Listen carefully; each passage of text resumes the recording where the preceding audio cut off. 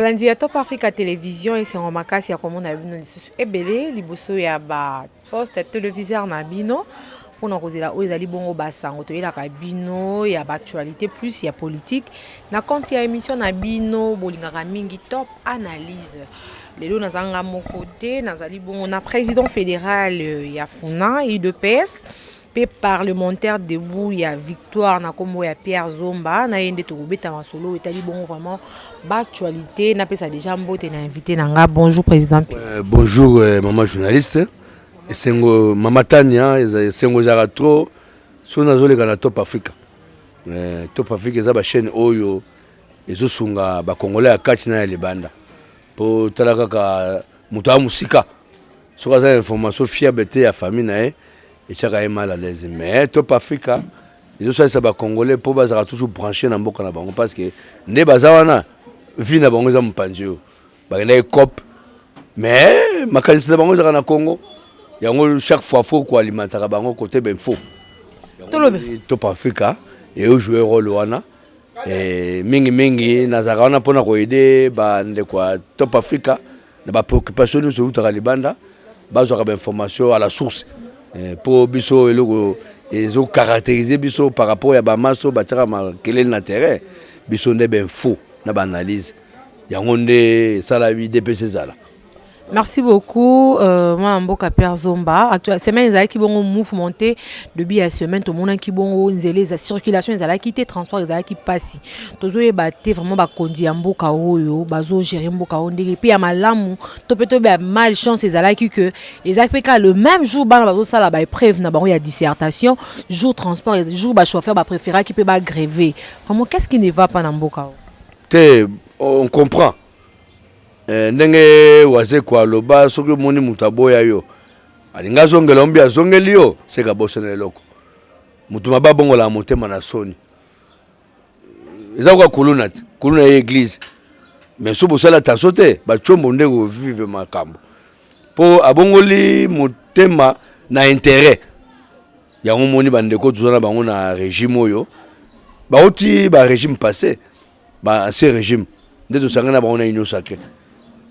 Et ça c'est parce que vous avez membre union sacrée et que tout ça le confiance est à 100%.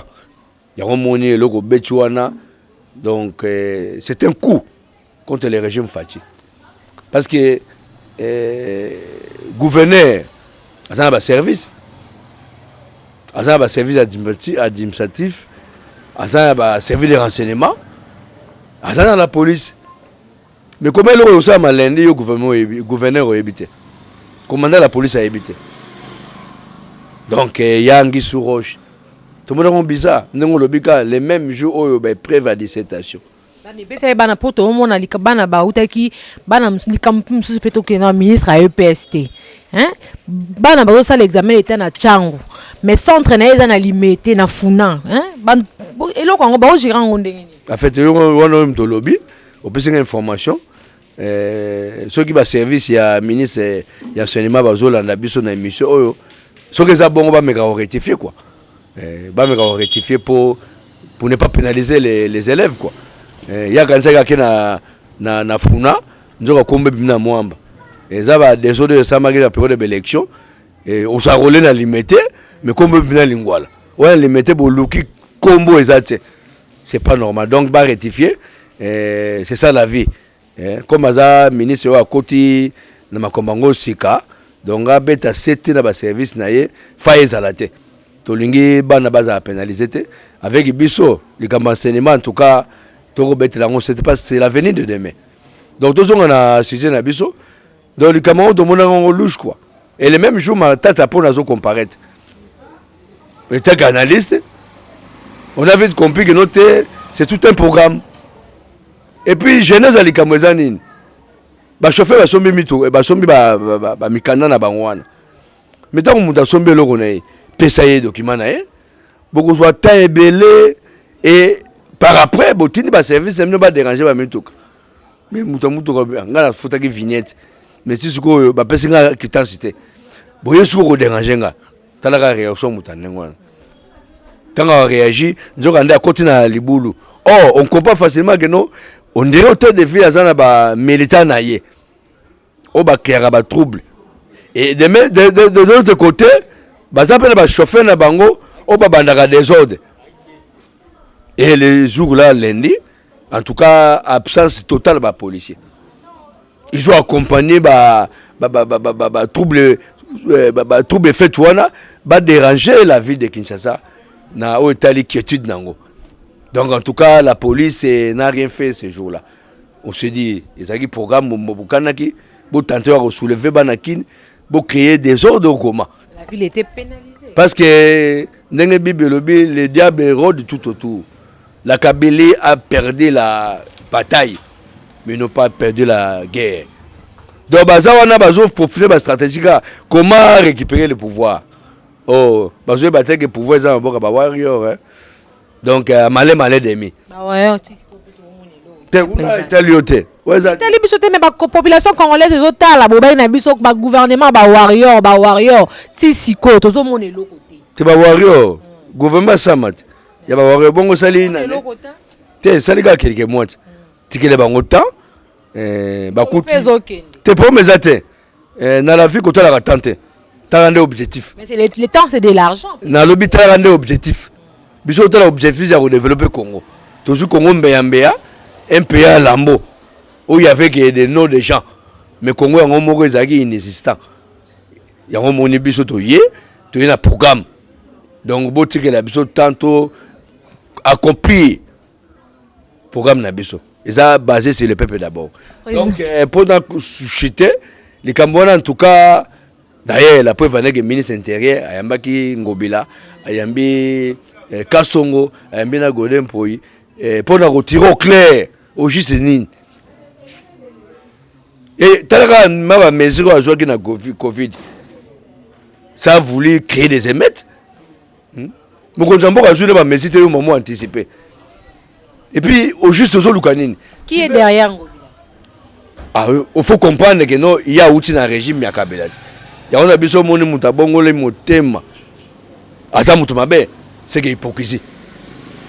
De base, c'est qu'il y a un régime passé. Rando zagina abisso na bango avant pouvoir auto vivre na coalition FCC cash, il y a un de vivre na batuna bango. Donc les gros poissons baquet mais batiki ba manki na bango. Ce qu'il faut démanteler ba manki pour s'assurer que non, en tout cas changement côté. Voilà en fait le Cambozo mona donc et puis si les on a été mamatanya donc tout ça landelango pour nenga tolobi baza tout sur l'intention de déstabiliser le régime Afachi. Aux ces institutions hein. Ce qui chaque fois ces institutions et vous allez déstabiliser. Mais c'est trop dangereux. Chaque fois qu'il y a premier gros énervé population. Le photo de la seconde, mouton tombe que ça pas peuple. Ou azo déranger molimo ba congolais. Ah, faut de quelle solution. Merci beaucoup, to évolué. To la li to la monki, to zo mona ba banda dimanche. To moni suspension ya déjà au Gefrem, mais déjà na 2 jours yo bazo reprocher ko boya ba instruction ya mokonza mboka boya ki ba nommer ba recruter mais yazo continuer ko recruter to moni bongo ministre ya transport Cheribe Okende à suspendre mais to la li pe to la monki to moni déjà ba tché sincère mon idée là. Bon et le Rwanda et comment et si base à travail à IGF actuellement le Congo est en période ya ko nommé mandataire à sécurité ce ko sali audit té na entreprise wana. Et ça la ko la yo ngo o importer ba nouvelle arrivage. Mais faut boye banano bo sala o ba benga ngane inventaire. Toyeba stock ya kalezaki nini siko actuellement eza nini. Pour boye ba siko est-ce que les magasins ont évolué ou mieux ça de sur place? C'est de la même façon, Fatih a balancé les Camboya audit. Il y a une inspection générale à finance avec Gilles Alinguete. On a profité d'un peu de Sambote. En tout cas, bon boulot, monsieur Gilles. Toi, c'est Manayo. Pour nous, ça, il y a décortiquer, il y a glaner, il y a fouiner dans le passé. Tu vois comment les entreprises à Congo, ils ont géré. Pas finir les passer mais l'autre monde bazo fouiner. Mais c'est pas son boulot. Il y a président République. musala ko fouiner eza justice eza ba lingeti wana c'est leur boulot président république aza muta IGF te président république aza magistrat te bien kaza magistrat suprême mais bato baza censé osala musala ya justice baza ba magistrat ba juge côté finance c'est l'IGF toza ba inspecteur de parquet et police de parquet bango nde baza censé osala musala na bango mais koloba mokonzi mboka bien kofouiner te oui c'est normal eza kola papa abina kolamba te c'est pas son boulot kolamba c'est la maman ye mutu azoluka mbongo apesi mère ake wenzi asali wenzi aye kolamba c'est son boulot père akolamba neni ye musane koluka mbongo yango ni faci ya kofouiner pourquoi parce que bato baza chargé ya kofouiner eza police judiciaire de parquet IGF na ba juge na ba magistrat c'est leur boulot yango moni tokosala ba audit toyeba ba entreprise yango comment ezalaki gérer. Président Pierre likambo ba audit oyo tomoni lelo ba suspension ezokende na FPI pe kuna tomoni DG Kitebi na ba membre ya comité na ya gestion bango nyonso ba suspendre bango.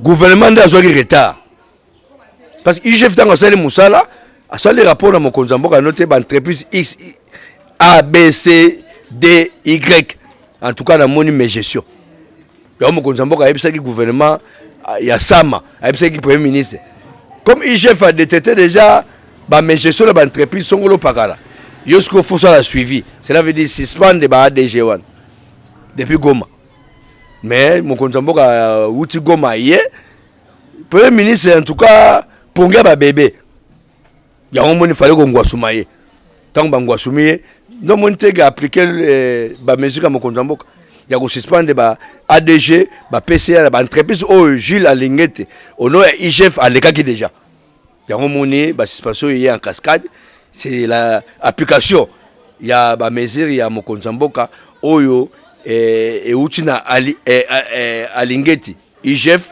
ndalobi faut ko suspendre ba entreprise wala ba ADG ba responsable ba parce que na moni ba gestion ya ba entreprise na bango yango moni ba vaka ba suspension donc c'est bien c'est que Congo toujours gagne bien donc Congo ba intouchable Congo ya ba homme fort c'est fini donc oyibi bongama sambolonga talaka muyibi oyibi donc ils ont moi pas si pour longa pour ça muyibi voilà en fait et le kutani koina ba entreprise wana on les a suspendus et tokoti ka pévidité quand même faut qu'il y ait des remplaçants donc la plupart baza ba fils OCCP baza ka ba fils maison na OCCP na lobby yo oyiba entreprise ngo eza soki neuf donc yo longwe muninga musuka na boîte asala intérim. Président Pierre to évolue na likambo etali bongo congolité loi o bazobenga bongo na loi Tiani déjà totai komona ntini polulu ko kende ko déposer bongo loi ngo na parlement kuna pote balobela makanti na yo ezana ni na likambo etali congolité ezalaka congolais faut ala congolais comme sous des pères et des mères mais bamboka mingi ezaka makamba Congo te partout au monde yoko longoka ok France mbala moko côté makamba ya ba français te faut ala français donc yango pe biso to bino te ba pa ya vraiment ba diriger pe Congo ba ne pe belé soko landeli bato nyonso ba ko dona na Congo ezaka ba payate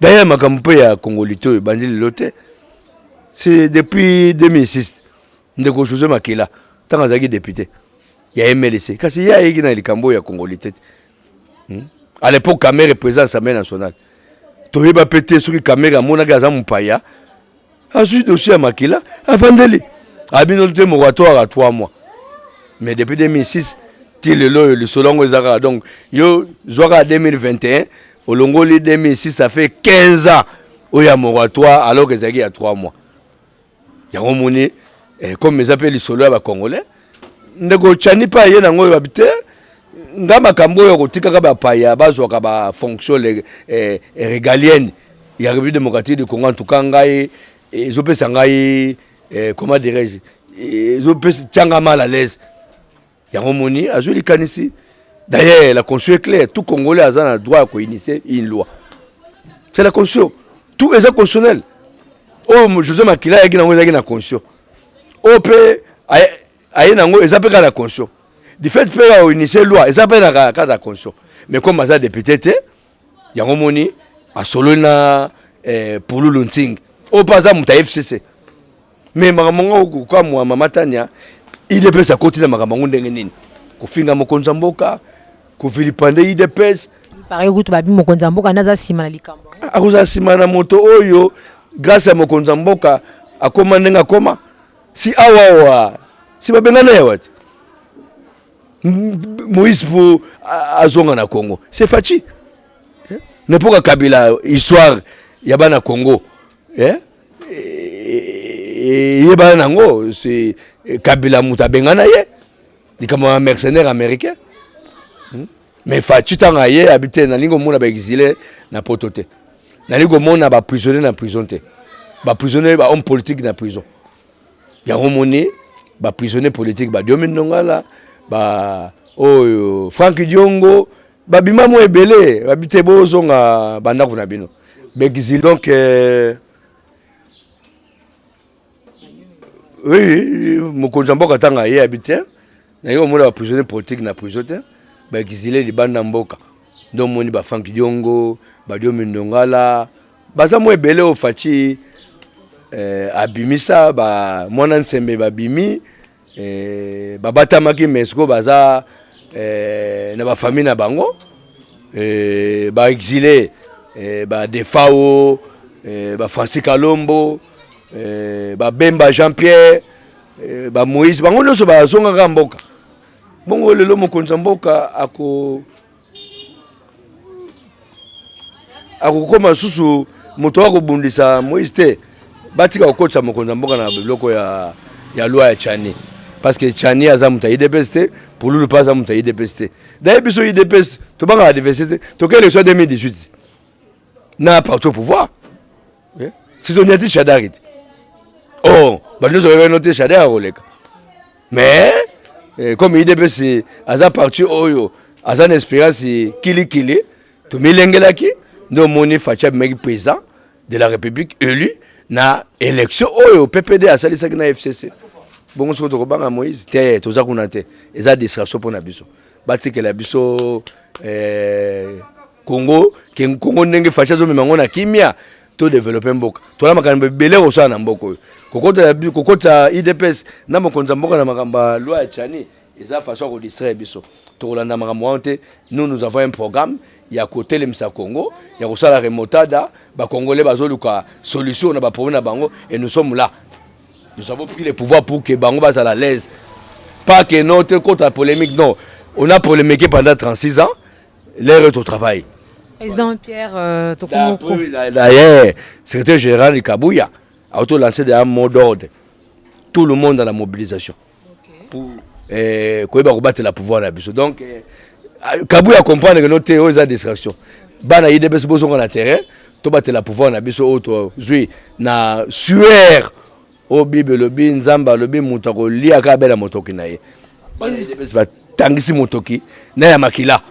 Lelo auto za la pouvoir to boy distraction. Yango to landela mbelela secrétaire général moi na IDPS nous debout pour to battre la pouvoir na biso auto zui na urne. Voilà. Mais président Pierre Tokomoko Banabiso, tout maintenant likambo ya promulgation de la loi électorale ou CENI, est-ce que ça conforme un peu avantage? Mais conforme pas, c'est la Cour constitutionnelle a déclaré conforme à la Constitution. Biso za batami beko. Biso te mutoye na Luango pe. Eso lo lutundu la te. O muta ensemble. Depuis mabunda alaki beko vandela. Ko bimisa ba loi o eza en faveur na bango lokola loi ya Sakata. Na Minako wanande mabunda ako bimisa o kovanisa malonda alors que loi oyo ndeko lutundola yaki nango pona kosala ba réforme ya CENI ezoki nzela te kaka nde na régime ya Fachi na présence ya Mboso président ya Assemblée nationale na Jama Kabunda aza premier vice président nde moni loi lutundola ekoti na terrain et ba adoptant pe na ba député oyo baza na palais du peuple. Comme principe ça, ce que vous parlez à l'Assemblée nationale et que Sénat, Assemblée nationale et que pas mon Konzambok. Bon, mon Konzambok a appelé document promulgué. C'est ça son boulot. Constitutionnellement, c'est lui qui est chargé à promulguer. Il a promulgué. Bon, il y a une élection en Nako. C'est le moment. Botika ko ambuye biso ba non une seconde papa. Loi ya seni déjà si ba promulguer. Mboso pe depuis hier après si ba confession religieuse 15 jours botika ba animateur ya seni. Donc c'est que tout ça prêt pour ma ponomi, yango moni kabuya déjà bandaki déjà ba tourner. Bandaki na biso bana Kisasa, asisi Kisasa. Akena ba Congo, bando ba Congo, bando. Ka Covid onde mte sali ke note apema pour faire ça en Équateur. Assis à tourner pour redynamiser, il y a Rochaba na IDP sa ordre de bataille pour ma ponomi à 2023. Donc biso tout ça fait un prêt. La paix venait que mon konzamboka biloko no sur élection.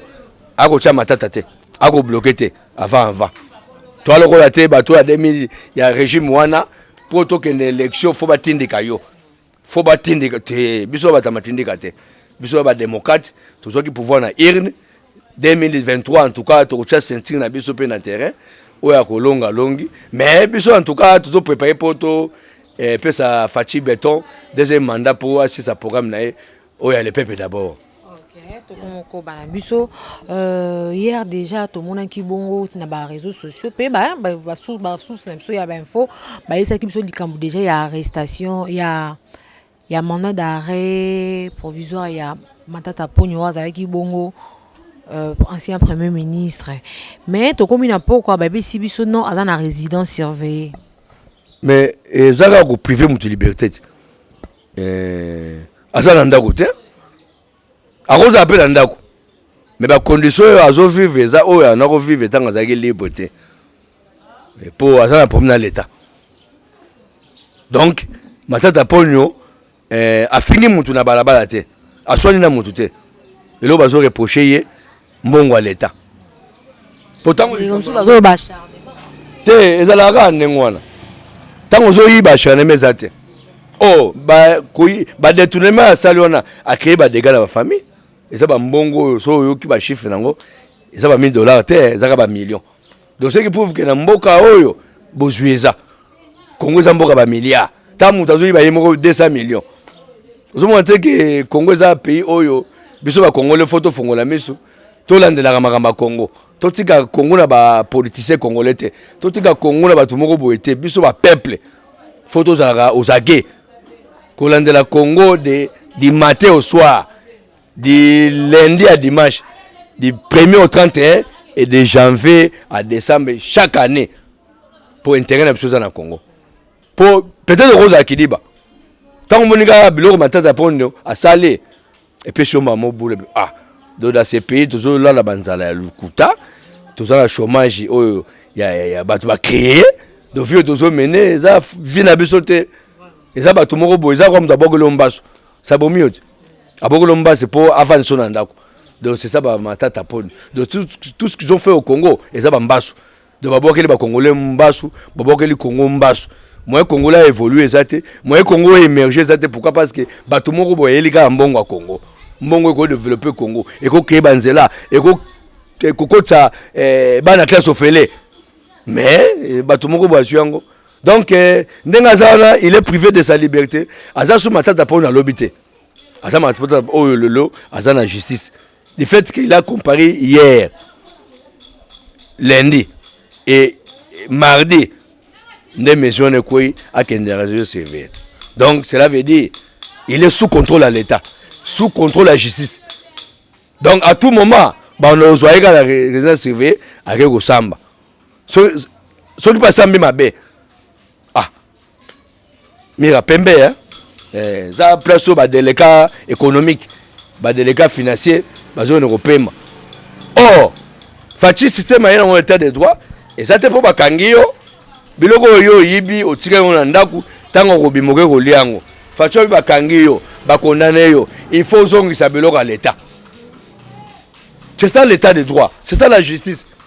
Et ça te que muta yibi asali kumba par après abimina ye akomo rouler carrosse akomo tonga non c'est pas ça la justice. De faut pas sentir que justice a fachi et ça différent de la justice wa bangwana. Il y a un moment où Goma interview à Top Congo abi oyo nazo vivre eza justice à double vitesse. Il faut qu'on accélérer. Balba sentir que notre effectivement tous en la justice à sika, tous en le système état de droit.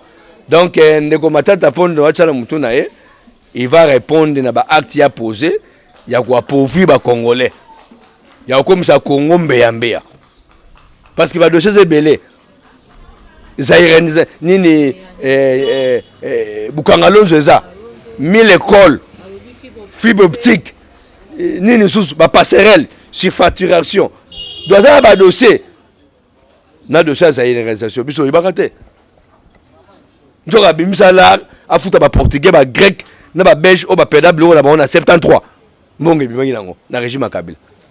Tiko mbongo ngo emona nte. Yango ba kwela ye. Aba masa pe ba komba. Donc masa maso abenda toujours défendre na likambo ka Bukangalonzo qui a sénateur. Yango monto livaki yete. Justice pas habité. Toujours quand il a été sénateur était toujours a besoin d'état que premier ministre parce qu'il a géré la République. Et ça qu'on a période à colonna. Commandant yé ko benda Pichu. Bana kati ba bisi commandant non commandant. Pichu comme un frère. Donc on est pasteur. Donc on a caché tout semble dans l'église là. Donc ça ne sert à rien à rejoindre état que colonna. Abongo la motema. Commandant par lobby oui, bon ça a raison. Abongo la motema comme un frère, pasteur écoute ya quartier. Ngana yeko zoye tanke ancien kuluna liste asala bioma etake kuluna donc na yeko zo frère Pichute na yeko zo Pichu kuluna c'est ça matata pono donc ba yeko zoye pas comme sénateur te ba yeko zoye etake premier ministre oyo il faut aibisa biso mbonga fibre boutique atia wapi mbonga Bukangalonzo atia wapi ba surfacturation ba passerelle 1000 écoles. Yango moni justice a besoin na ye a que ne répondre. Ba ko jouer comme sénateur était. Pour ça comme sénateur à Mikolo. Voilà donc comment ko balapso na suka na likambo etali. Donc faut répondre. Merci beaucoup. C'est l'état de droit. Culture ni régime ba homme fort, ba intouchable avec Fachi. IDPS comme parti pour ceux qui sont na likambo na question na lina tuna na likambo etali ba nomination FMI ezo exiger na mokonzi mboka Félix Antoine Tshisekedi Tshilombo à revoir ba ordonnance na ye oyo nomaki ba proche na ye oyo ya BCC des membres ya cabinet na ye oyo baza nommé comme ba conseiller. Donc un choix qui dérange les conditions avant toute signature. Te au moni eza wa voisin te voisin RTNC a okota makambo ya Top Africa. Ça c'est où est Top Africa? Où est RTNC? Top Africa kolon ngo JR a gérer borne c'est le vision na ye. Ce que yo ye awa ozamu ta Top Africa te. Bon peut ça JR ba conseil. Pese pe ba conseil sentir noter pour entreprise que nini Top Africa que ne liboso on noter longola mardo longola tanya oh. Mais que c'est pas sali Top Africa bango. Bongo sikoyo makambo ya RDC bongo tele so bango mama Kabedi wana mboyi aza ougandaise aza française c'était une congolaise au peut Fachi a fouiné parce que ba congolais baza li bande belé hein?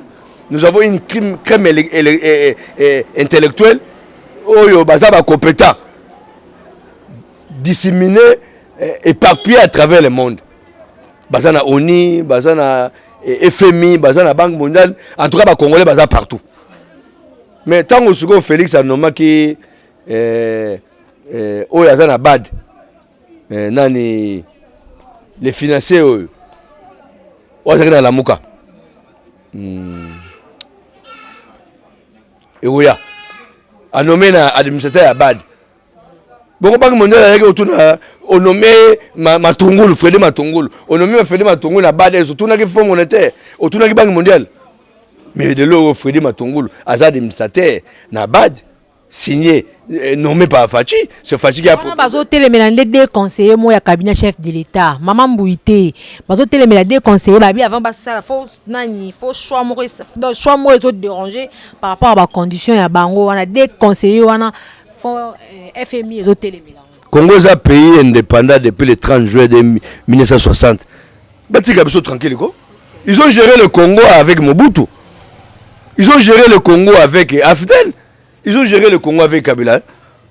nini sous 18 ans ya Kabila bon asala ngo yemoko ba sinza Kabila ba contrat forestier ba contrat minier o zongi Congo simate ba kata nzete ba tala te ba pia minerai ba tala te si Congo to zongo mbembe Kabila tikeli fati ba charge tout ce que nous vivons biso de vivre to créer ngo te to iretango bana ba bon frère kotoyo kolia ba spaghetti na mbwenge mpanzo yo donc batiki pays mbea biso to sandere motada batika IDPS o azu pouvoir après 36 ans à l'élite batika biso to gérer Congo eza sous pays eza la dictature sous l'Union européenne te eza la dictature ONU te eza la dictature SADC te eza Congo o ya ba congolais dirigé par Fachi moi na IDPS o bundi pendant 36 ans na ba risque nyonso yo parti ne kufeli batu na mboko bana ba nyonga mi koleka ba IDPS te batika ba mbuyema bazaka ba conseiller. Merci beaucoup président. On passe en quoi moi mot de la fin na batu ba Hollande te boto ça ba master wana ba banque mondiale ba fonds monétaire na ba union européenne o nyonso bazoko ba dirigeant Congo depuis 60 zara bango te depuis le 24 janvier 2019 le Congo entre les mains des Congolais. Batika Fachi Béton, Oena Bolunga Congo, na Bolunga ba Congolais, Oena esprit, il y a intérêt général, Oena moralité, à ça la classement. C'est lui le coach. Yo, robot ya coach ya vita. Aligné ba joueur na ye. Yo sko coach a monté ma pembe. Oui, ça, coach à vita, te, bah, je au aligné, il fallait tout nanga. Oh. Qui ne sait pas que notre Congo est en diversité, est en rando, n'a pas Banque mondiale, n'a pas FMI, n'a pas Union européenne. Bah, on va y mabé, va salir beso. Ils ont construit du taureau au Congo. Sous-développement, c'est la Banque mondiale, c'est le Fonds monétaire, c'est tout ce monde-là, bah, organismes internationaux. Oyo, bah, qui contrôle le Congo, n'a pas Congolais demi Dakar. Yo monte loi ya Tchani et puis si ba ko mbaye mbaye. Président Pierre Toko. On peut parler. Komina suka émission na biso. Congo ndenge za gérer na Fachi Béton, moi na Congo, moi na IDPS. De batika au déranger Fachi. Yemoko coach à Congo, a ça la classement et ça championnat. Et ça championnat peut-être na journée wana ba classer ba joueur match muso roya.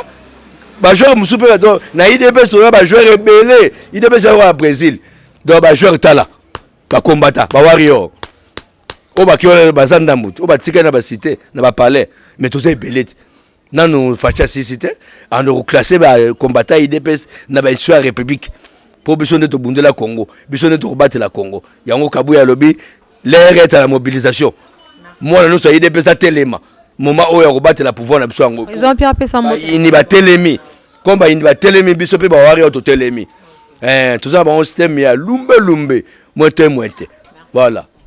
Merci Nabatunya Sobozala Kiwana. Je vous rappelle que Ezalaki bon président fédéral Yafuna, parlementaire président Azapé, parlementaire de Bounakatia Victoire, na kombo ya Pierre Zomba, na yene tobeti bon masolo etalaki actualité na compte ya émission na bino top analyse. Vraiment merci. Bon continuer ko s'abonner, bon continuer ko partager, ba ope bazali na posa ko ya ko participer na émission na biso bo benga na numéro eza affiché to ko yamba bino bo ko leka na débat topé na ba interview. Vraiment ngana bino soki Yesu ayete tokuta ina émission ya Mbalasima vana kata na pesi merci na équipe technique Mobimba ya Top Africa. Là je vois Boni Esteban nous avec bon na sima ya caméra na batunyo so bolinga Top Africa tokuta ni bon émission ya Mbalasima.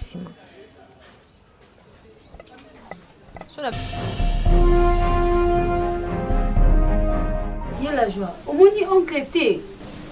Oncle bonjour. Bonjour. Ok, na route l'ambassade des États-Unis va m'opérer en visa. Quoi? Visa zati. Pona. Oncle, ba dossier na ngeza moniato. Donc, si na koti sa mikanda, na pesa passeport, dossier moko eza normal kuna ezati. L'agence. Ba agence apata punya. Ebela mbongo na dépasser ka bibi. Bino ti lelo ba kosaka bino kaka na bato baleka na ba TV na ba lario. Likolo ba agence ya lokuta ba miyibi. Ah bon? Ah oui. Oncle, c'est que yo ebi agence assure. agence na Congo na Kinshasa oyo eza moko service visa. Let's go. tozosunga bato nyonso oyo baza na posa ya visa ya Canada, Kiba, Turquie, États-Unis, Schengen na oyo nyonso natangi te bopusana mpo baoffre eza ebele. Toza awa na bourse d'études, soza na posa mwana a voyager ke kotanga libanda mboka yaka awa tokusepesa. Awa biso na service visa na ngonga mokie ozwi visa na yo o voyager. Ya biso erataka te. Toza continuer kobeta bango gauche droite. Gauche droite. Tanguy vraiment. Buntu da. Wow. Sosa. Plus d'infos, contactez-nous na Mboka ya Canada 780 710 09 83. Numéro wana peza koleka na WhatsApp. Na Kinshasa, tozali bongo na avenue Massima Nimba numéro 1 na 5 minutes ya rond-point Victoire sur l'avenue Kasavubu. Numéro ezali 00243 89 36 55 550. Service Visa Mokili Mo. Kinshasa peba na monde entier, bonne nouvelle pour na bino yango yo pona yoza koluka kosomba ndaku to olingi koteka ndaku to lisusu oza koluka ndaku ya kofutela to pe oza na ndaku kasi olingi otungisa komitungisa lisusu te o po solution ekuba na makambo nyonso oyo yango yo agence RDC Immobilier eye ememeli bino ba solution oza na besoin ya kosomba ndaku ata place commerciale, terrain, propriété, concession pe misusu agence na bino yango yo ekotia na disposition na yo be expert en immobilier po na bino oyo bolingi kotekisa ndaku to bien immobilier moko yoka toza na réseau moko privé ya makati na ndenge kosakana te na kati pe libanda ya mboka oyo eza kosala ke tozwa client vite fait po na bino po na yo oza koluka esika ya kofutela neti na place commerciale, appartement, flat hotel ezala ndaku oyo eza na biloko nyonso deja na kati to te po na bino boza na libanda ya mboka olingi osala réservation po na séjour ya courte durée ba marché eza ebele na choix na bino pe na talo moke esili te o toza pe na baarchitecte oyo bayebi bulo po na bino boza na projet ya kotongisa ndaku bakosalela bino nyonso na gu na bino moko ezala design personnalisé unique babetaka yango dada zwa agence RDC Immobilier kuna na mboka Canada à travers numéro oyo eza affiché na écran 780 710 09 83 na Kinshasa toza na avenue Massima Nimba numéro 1 commune ya Kasavubu mosika te na rond-point Victoire to obengi na numéro plus 243 82 977 82 to oke na site www.rdcimmobilier.info. Ah, RDC Immo Monsungi Ekolo Yonde.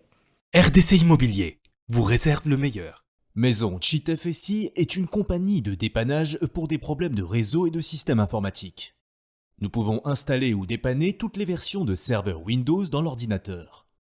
Nous pouvons également vous aider à installer et à configurer des périphériques réseau ainsi qu'à résoudre tous les types de problèmes dans le PC.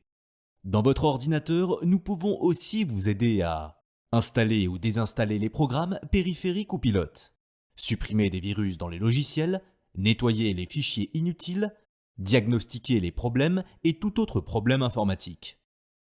Nous sommes aussi des professionnels certifiés à créer des sites internet. Et nous pouvons vous aider à créer le site web pour vos blogs privés ou pour vos entreprises, etc. Nota bene, l'assistance support réseau et informatique peut se faire à distance. Peu importe où vous êtes, nous sommes là pour vous aider. Pour plus d'informations, contactez-nous au Canada sur le 780 710 09 83. À Kinshasa sur le 243 89 36 55 550. Email cheatfc@gmail.com. À bientôt.